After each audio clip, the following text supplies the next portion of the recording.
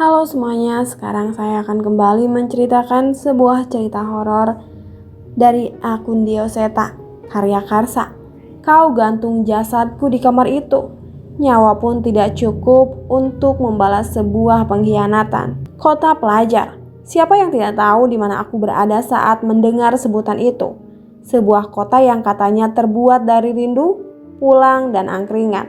Jargon itu memang bukan bualan semata.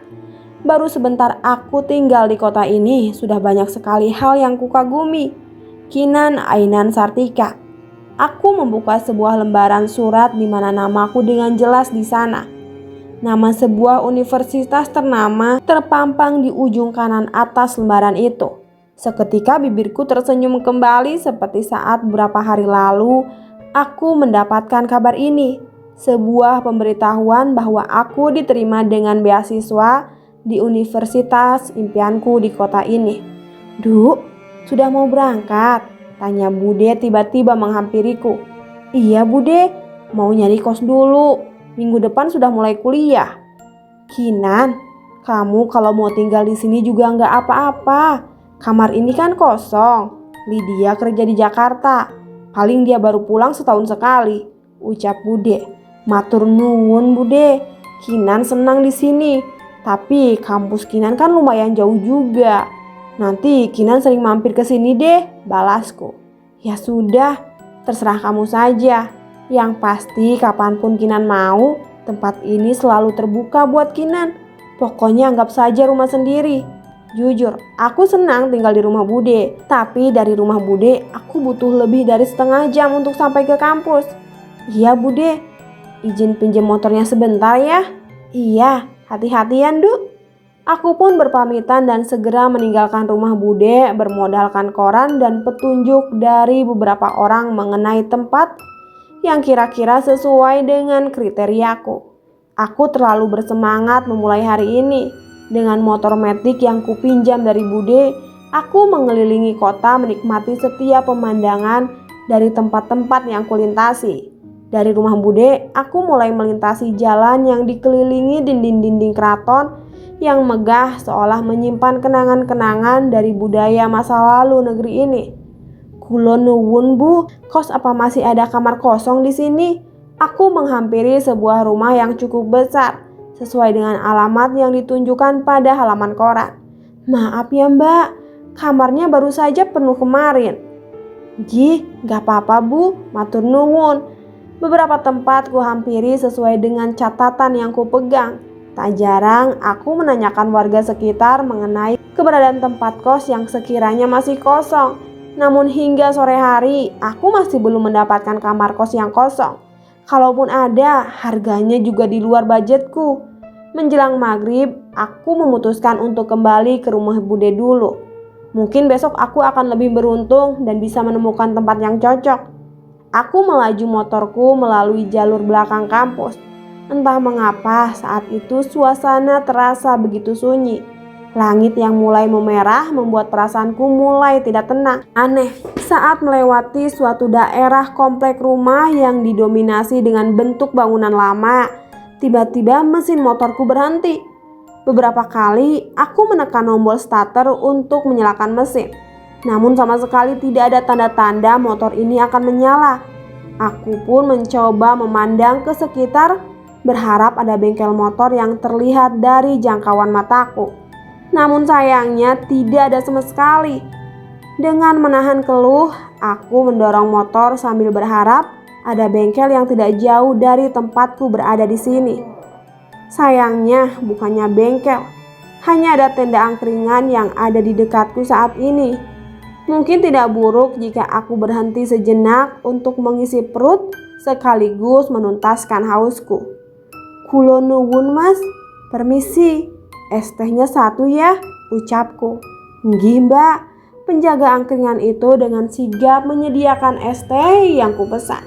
Di samping itu mataku juga sudah berbinar-binar melihat lengkapnya nasi kucing dan sate-satean pelengkap hingga hidangan istimewa kampung di tempatnya. "Motornya mogok Mbak," ucap Mas itu membuka pembicaraan. "Iya Mas, gak tahu kenapa," balasku masih sambil sedikit mengunyah gorengan yang masih hangat. Saya bantu cek boleh mbak? Masnya ngerti mesin?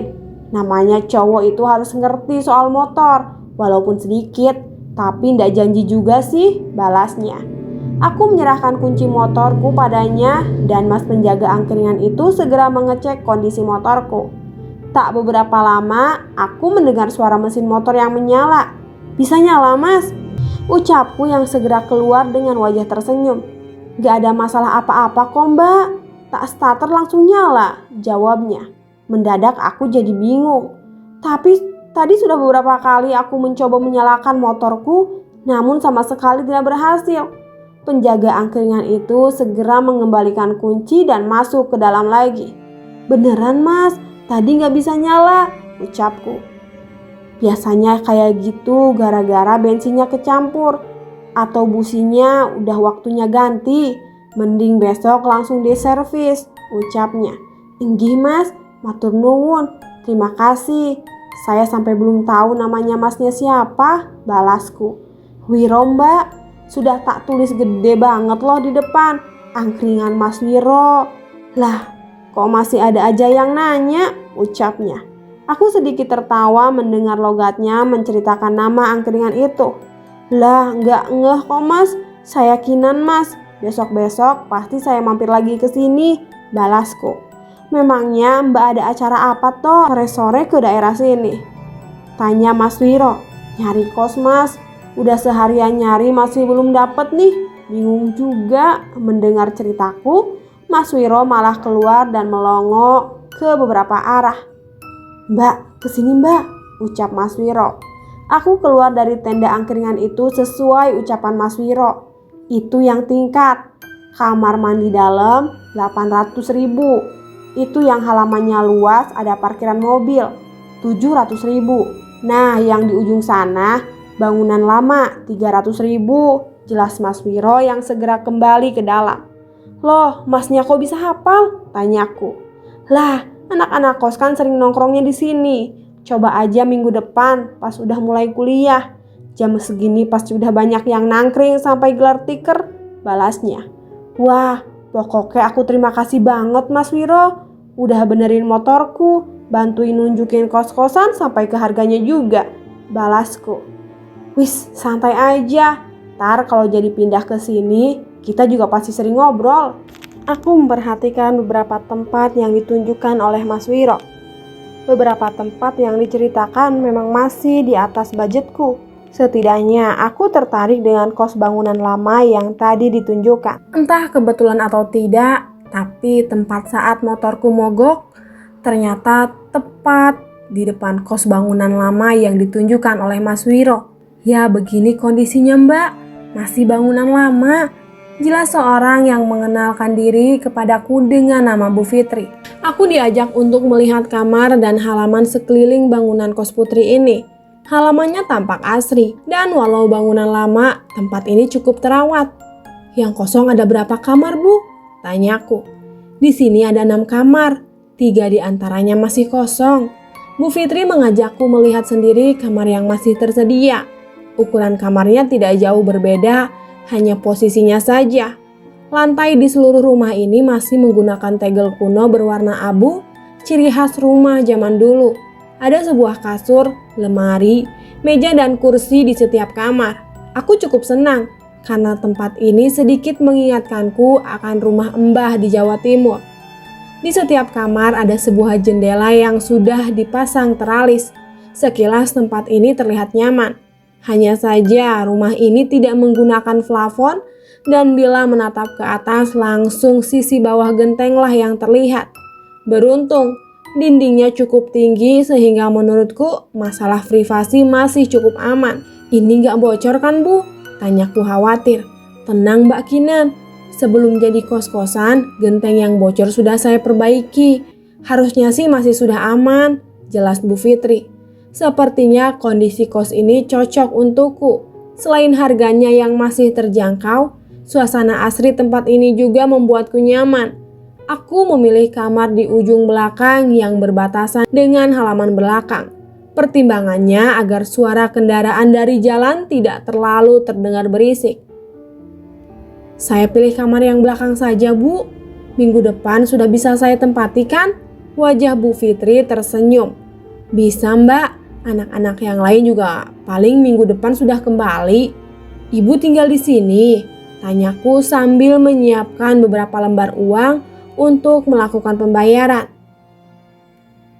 Kamar ibu yang di depan sebelah kanan, tapi ibu jarang di sini. Lebih banyak di rumah anak ibu di daerah Gamping. Kebetulan saja ada satu anak yang gak pulang, jadi ibu sengaja tidur di sini buat nemenin. Ibu ambilin kwitansi dulu ya. Mendengar perkataan Bu Fitri, aku jadi sedikit tenang. Sepertinya ia juga peduli dengan anak-anak kosnya. Aku duduk di kasur sambil melihat ke seluruh sudut kamar, sekedar memantapkan diri untuk tinggal di kamar ini mulai minggu depan. Di tengah lamunanku, aku tersadar oleh sebuah benda yang terjatuh dari dinding kamar. Sebuah bingkai foto. Aku mengambilnya dan melihat ada foto sekumpulan mahasiswa. Kurang lebih ada 5 orang yang berfoto di halaman kampus yang mirip tempatku kuliah saat ini. Tertulis di sudut kanan bawah foto nama kampusku, nama jurusan, dan tahun 1997. Saat memperhatikan foto itu, aku seperti merasa ada yang aneh, seolah ada seseorang yang memperhatikanku di tempat ini. Aku pun meletakkan foto itu di kasur dan kembali menunggu Ibu Fitri. Namun ada sesuatu yang menurutku aneh, kursi. Seingatku, tadi kursi itu berhadapan dengan meja. Namun sekarang kursi itu seolah sudah terputar dan menghadap ke arahku. Apakah aku yang salah ingat? Tapi hal ini membuatku merasa tidak nyaman, seolah ada yang duduk di kursi itu dan memperhatikanku. Ini kwitansinya Mbak Kinan, ucap Bu Fitri yang sudah selesai membuatkan kwitansi. Bu, saya jadinya yang di kamar tengah aja. Aku yang masih merasa keanehan di kamar ini segera meminta untuk pindah ke kamar yang di tengah, yang berbatasan langsung dengan kamar kos penghuni lainnya. Wajah Bu Fitri sedikit terlihat bingung, tapi sepertinya ia tidak mempermasalahkan itu dan segera merubah nomor kamar yang ada di kwitansi yang ia bawa. Bu, Rini pulang. Terdengar suara seorang perempuan yang memasuki rumah menuju kamar yang berhadapan dengan yang akan aku tempati nanti. Nah, itu Rini, anak kos yang ibu ceritakan tadi. Mau kenalan? Tawar Bu Fitri. Boleh Bu. Bu Fitri mengajakku menghampiri kamar anak kos bernama Rini itu. Rini, kenalkan ini Kinan. Mulai minggu depan dia kos di sini juga, ucap Bu Fitri. Rini bergegas menghampiri kami keluar kamar dan menjulurkan tangannya. Kenalin, aku Rini, semester 3. Jangan nunggu minggu depan dong, secepatnya saja biar aku ada teman, ucap Mbak Rini yang ternyata begitu ramah. Melihat tingkahnya itu, seketika senyumku terpancing. Namaku Kinan Mbak. Coba nanti aku tanya sama Bude. Kalau bisa, nanti aku pindah lebih cepat buat nemenin Mbak Rini, balasku. Nah gitu dong, ini nomor handphoneku. Kabar-kabar saja ya, balasnya. Kami bertukar nomor handphone di depan kamarnya. Mbak Rini memang sangat ramah. Tapi ada satu hal yang membuatku merasa kurang nyaman. Aku mencium aroma melati dari kamar yang ia tempati. Kinan, bareng gak? Seorang mahasiswa menghampiriku dengan motor bebeknya. Namanya Lintang, salah satu teman sekelasku yang beberapa kali sekelompok denganku. Ya elah Lintang, kamu kan tahu kosku cuma di belakang kampus, pakai segala nawarin bareng, balasku. Ya kan namanya juga usaha. Kalau jalan kaki kan 5 menit sampai. Kalau naik motorku bisa setengah jam. Lah kok malah tambah lama? Ya mampir es degan dulu gitu. Baru nanti aku anterin pulang. Wah boleh juga tuh. Tapi sorry Lintang, aku udah ditungguin Santi di depan gerbang. Next time ya, balasku. Walah, ya udah kabar-kabar aja ya. Lintang melaju lagi gas motornya sambil mengangkat tangannya melambai ke arahku. Tak jauh dari posisiku, Santi teman kosku yang seangkatan sudah menungguku di gerbang sambil berbicara tentang temannya. Aduh sorry, lama ya San. Enggak Kinan, santai. Tadi kenapa nggak ikut bareng Lintang aja? Nggak apa-apa kali. Lagi pengen jalan kaki aja sama kamu. Pengen ngobrol-ngobrol juga. Kan di kos cuma kita yang seangkatan, balasku. Oh, kirain gara-gara udah janji sama aku. Lain kali kalau diajak Lintang dan sudah terlanjur janji sama aku, tinggal SMS aja. Kos kita kan deket, santai aja. Iya aman, makasih San. Santi adalah penghuni kos baru sama sepertiku. Kami satu angkatan namun beda jurusan. Saat ada jadwal kuliah yang berbarengan, biasanya kami selalu pulang bareng. Sudah hampir 2 bulan aku berkuliah dan kos di tempat Ibu Fitri. Sampai sekarang kos ini diisi oleh 5 orang. Mbak Rini yang kamarnya ada di depanku, Santi sebelah kiriku dengan jendela mengarah ke jalan, Mbak Ratna yang berada di sebelah kananku, dan Mbak Anggit yang berada di sebelah Mbak Rini, perbatasan langsung dengan dapur. Dan untuk kamar di belakang masih belum ada yang menempati hingga sekarang. Kinan, di dapur ada pai susu, sikat aja. Anggit dikirimin sama ortunya dari Bali, teriak Mbak Rini sembari mengusap rambutnya dengan handuk setelah keluar dari kamar mandi. Iya Mbak Rini, segera meluncur nanti, balasku. Setelah sampai kos, biasa aku lebih banyak menghabiskan waktu di kamar mengerjakan secepat mungkin tugas yang baru saja diberikan. Setelahnya biasanya aku baru keluar mencari makanan bersama yang lain. Kinan ikut nggak? Terdengar suara Mbak Ratna dan Santi mengetuk pintuku. Mau kemana? Ucapku sambil membuka pintu. Ke Mas Wiro, makan sebentar, jawab Santi. Ikut, sebentar, aku ambil dompet dulu. Benar kata Mas Wiro. Setelah tinggal di kos ini, pasti kami akan sering mengobrol di angkringannya. Ada beberapa orang yang sudah berada di sana. Terlihat beberapa motor juga terparkir. Namun yang paling mencolok adalah Vespa tua yang terparkir di antara motor lainnya. Mas Wiro, jahe susunya 2, teh panasnya 1 ya. Mbak Kinan, gih ditunggu ya tak siapin, balas Mas Wiro. Aku dan yang lainnya mengambil beberapa jenis nasi dan gorengan untuk kubawa ke tikar di trotoar samping tenda angkringan. Sebenarnya lebih nyaman kalau bisa makan di kursi tepat di depan makanan. Namun sudah ada 2 orang yang di sana yang sedang asik menikmati kopi hitamnya. Salah satunya masih mengenakan seragam kerja berlogo perusahaan pabrik gula. Lagi ada pangsit goreng nih, satenya juga masih lengkap, ucap Santi sambil tersenyum membawa sepiring gorengan favorit kami.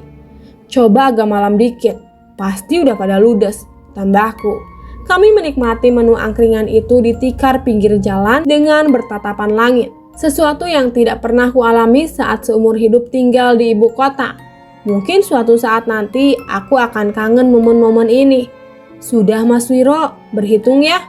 Lah kok buru-buru? Baru jam 9 loh ini.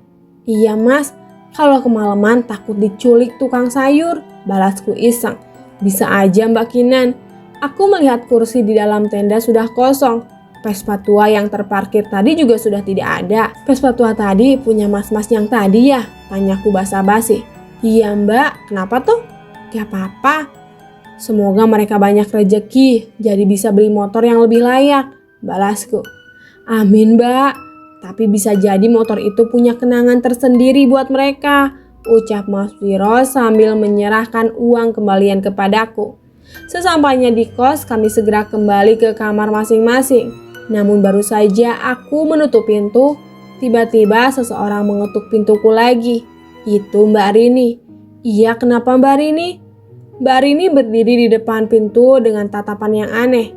Ia menatapku dari ujung kepala hingga ujung kaki. Malam ini kunci kamar, jangan keluar sampai besok pagi, ucap Mbak Rini dengan nada bicara yang tidak seperti biasanya. Memangnya ada apa mbak? Tanyaku. Namun bukannya menjawab, ia malah melengos dan berjalan ke arah kamar Santi. Sepertinya ia berniat memberi informasi yang sama kepada Santi. Karena memang tidak ada rencana untuk keluar, aku pun memilih untuk tidak menghiraukannya dan kembali membereskan kasur untuk tidur. Udara panas membangunkanku dari lelapnya tidur. Kipas angin yang biasanya kugunakan untuk mengusir panas sepertinya tidak menyala. Aku pun membuka mata dan menyadari lampu kamar ternyata padam. Sebelumnya belum pernah ada pemadaman listrik di tempat ini.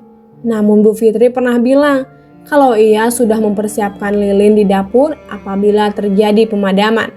Aku pun memberanikan diri keluar bermodalkan cahaya dari handphone monokromku. Gelap. Aku tidak pernah menyangka rumah akan segelap ini saat tidak ada cahaya. Jendela rumah yang tertutup tirai menghalangi cahaya masuk dari luar. Yang membuatku merasa tidak nyaman, aku merasa di tengah kegelapan ini ada banyak sosok yang memperhatikanku. Ingin rasanya aku mengarahkan cahaya handphoneku ke beberapa sudut. Namun nyaliku tidak cukup besar untuk itu. Akhirnya aku tetap mengarahkan kakiku menuju rak lemari yang berada di dapur. Cukup sulit untukku mencari keberadaan lilin yang disimpan oleh Ibu Fitri. Aku ingin segera mencarinya dan segera membawanya ke kamar. Entah mengapa aku tidak pernah merasa setakut ini saat mati lampu. Mbak Ratna, mati lampu. Aku mencoba memanggil Mbak Ratna yang kamarnya berbatasan dengan dapur. Bukan tanpa alasan. Tapi sekarang aku mulai ketakutan dengan udara dingin yang tiba-tiba meniup tengkuk leherku. Terdengar suara pintu kamar terbuka. Awalnya aku mulai merasa lega. Akhirnya ada anak kos yang bangun juga. Dia pasti mencari lilin juga ke sini. Aku menoleh ke kamar sebentar menyorotkan handphoneku ke kamar pintu-pintu kamar memastikan siapa yang keluar. Namun anehnya tidak ada pintu kamar yang terbuka. Sampai akhirnya aku sadar bahwa itu adalah suara pintu kamar belakang yang terbuka. Seketika tubuhku panas dingin. Terlebih samar-samar aku melihat sesuatu berjalan dengan aneh meninggalkan kamar itu. Siapa? Aku mencoba mencari tahu siapa yang keluar dari kamar itu. Tidak ada jawaban. Namun aku mendengar suara langkah kaki yang aneh mendekat ke tempat ini. Aku pun bergegas kembali mencari lilin dari rak dapur yang akhirnya kutemukan bersama sebuah korek di sebelahnya. Suara langkah kaki itu semakin dekat. Saat ini suara langkah kaki itu seolah ada di hadapanku, namun tidak ada siapapun di hadapanku saat ini. Aku pun menyalakan korek untuk kuselutkan pada lilin untuk memperjelas penglihatanku. Namun sebelum sempat menyulutkannya pada lilin, aku terperajat dengan apa yang kulihat dengan api yang menyala dari korek yang kugenggam. Langkah kaki. Tak ada seorang pun yang terlihat di hadapanku. Namun saat aku menoleh ke bawah, terlihat sepasang pergelangan kaki tanpa badan yang melangkah dan berdiri tepat di hadapanku. Aku menutup mulut dan menahan tangisku. Tolong, Santi, Barini, teriakku sambil terisak. Namun kedua pergelangan kaki itu terus berjalan melewatiku, menembus pintu belakang yang ada di dapur. Aku menguatkan diriku untuk menyalakan lilin, namun yang kurasakan malah semakin mengerikan. Aku pun beberapa kali menggedor pintu Mbak Ratna dan Mbak Rini, namun sama sekali tidak ada jawaban. Sebaliknya, dari arah kamar Santi malah terdengar suara wanita yang tertawa dengan aneh. Santi, keluar San, teriakku sambil menggedor pintu kamarnya.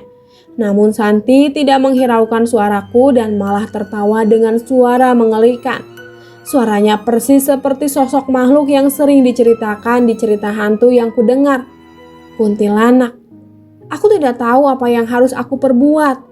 Bu Fitri sudah pasti tidak ada di rumah. Hanya kamar Mbak Anggit yang belum kucoba ketuk. Aku tidak berani ke sana karena kamarnya bersebelahan langsung dengan kamar belakang yang saat ini pintunya berada di samping kiriku. Mbak Anggit, ucapku dengan suara yang bergetar.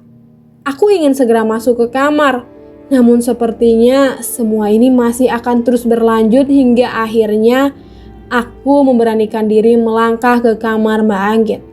Namun semakin mendekat, tanpa sengaja aku malah memperhatikan kamar belakang yang pintunya terbuka dengan sendirinya. Ada sesuatu yang bergerak di sana. Ini terlalu mengerikan. Seorang wanita berdiri melayang di hadapanku. Wajahnya penuh amarah menatap dengan tajam. Sebuah tali penuh darah terikat di lehernya yang dengan cepat aku tahu dari mana asal darah itu. Hampir seluruh wajahnya penuh dengan darah dari bekas luka yang keji. Aku pun jatuh terduduk dan menjatuhkan lilinku.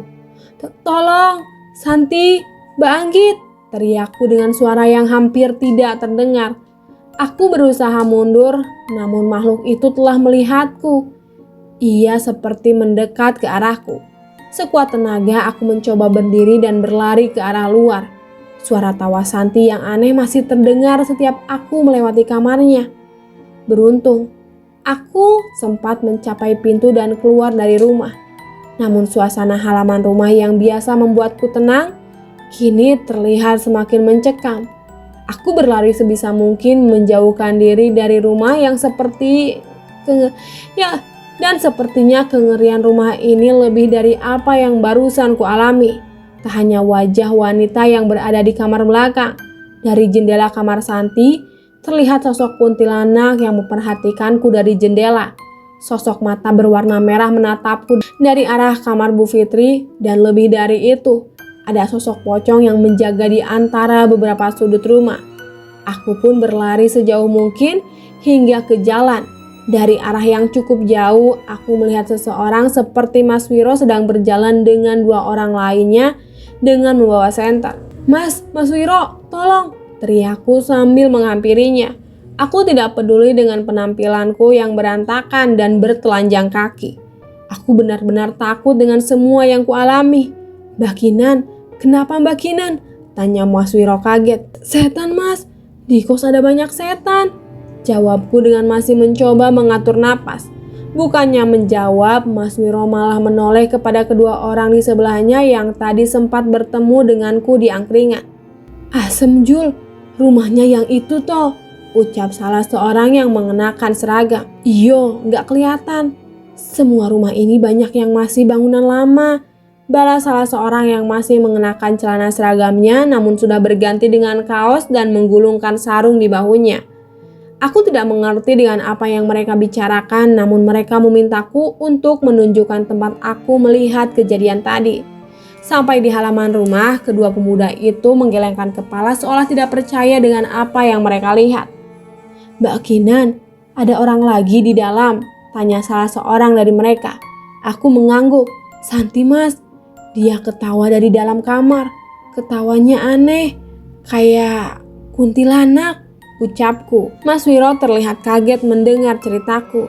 "Mbak Kinan, nama saya Danan. Ini teman saya Cahyo. Temenin saya ke dalam lagi ya. Kita bantuin teman Mbak Kinan," ucap seorang yang mengaku bernama Danan itu.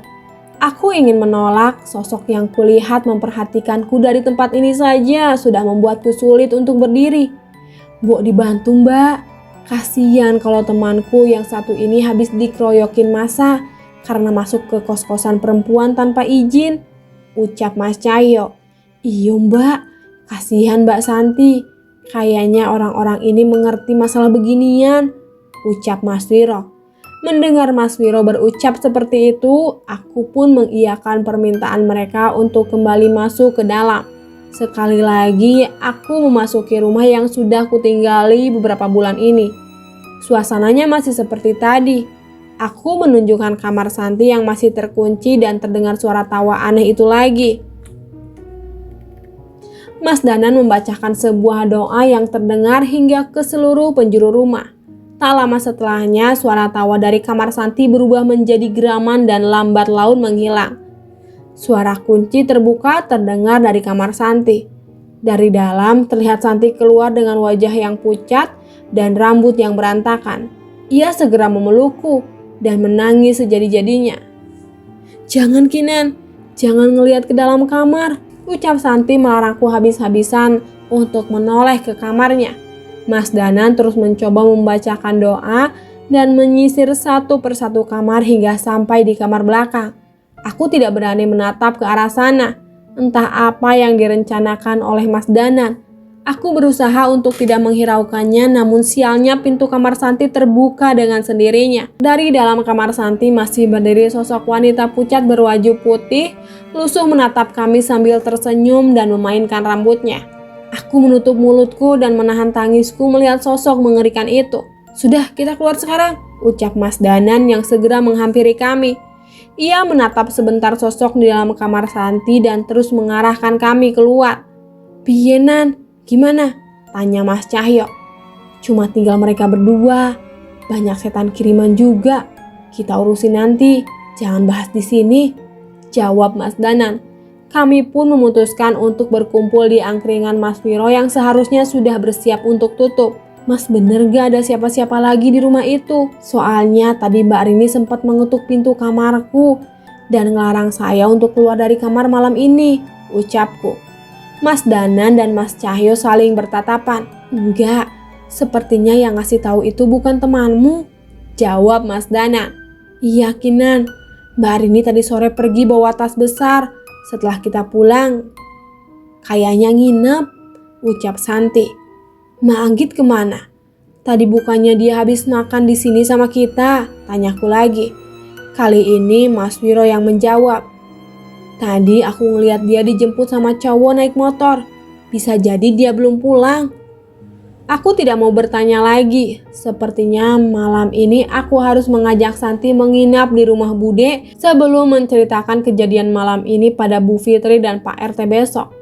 "Mas Danan, memangnya kalian gak bisa membersihkan rumah itu?" tanya Mas Wiro.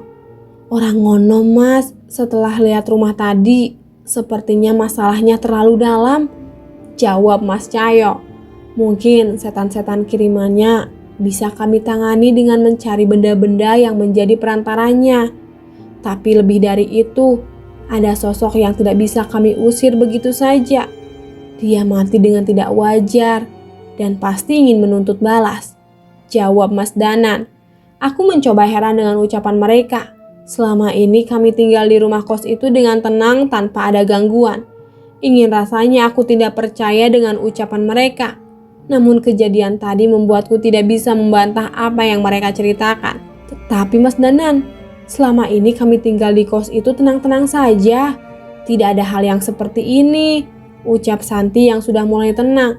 Mendengar pertanyaan itu, Mas Danan mengeluarkan sebuah benda berupa lembaran foto yang pernah kulihat terbingkai di kamar belakang. "Ini foto yang ada di kamar belakang, Mas?"